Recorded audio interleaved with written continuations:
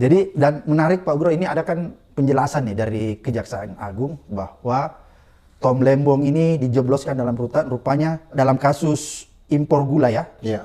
Dia menjelaskan Tom Lembong menyalahgunakan wewenang dan kekuasaannya memberi izin impor gula kristal mentah gitu ya sebanyak 105.000 ton kepada perusahaan swasta PT AP untuk diolah menjadi gula kristal putih yang biasa kita konsumsi. Kira-kira seperti itu Pak Guru ya.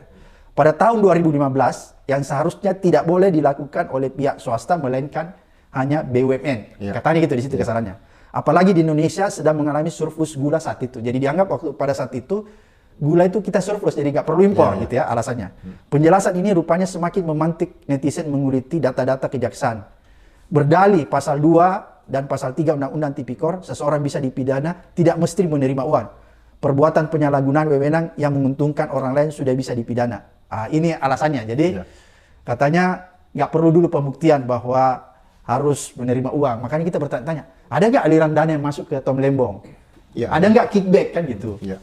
Kalau menurut Pak Guru nih, pengalaman sebagai Pak Guru ini kan mantan Wakapolri dan basicnya penyidik ya, reskrim dulu.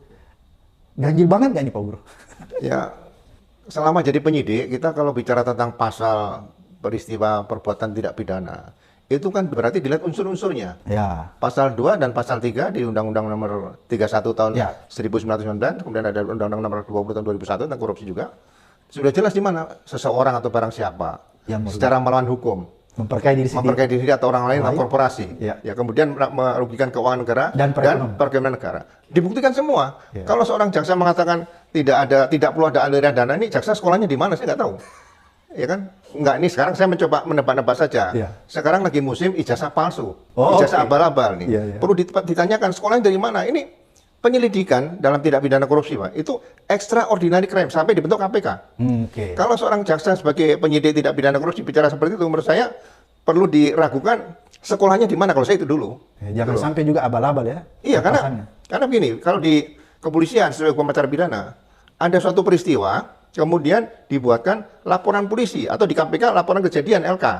Tapi di kejaksaan saya nggak tahu apakah itu LI atau laporan jaksa atau laporan polisi atau laporan kejadian.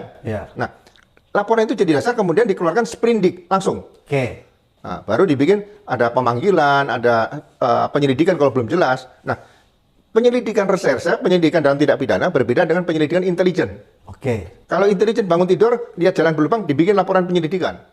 Tapi kalau di reserse, itu di penegakan hukum pidana, itu tidak boleh dibikin surat perintah penyelidikan sebelum ada surat perintah penyidikan. Di situ.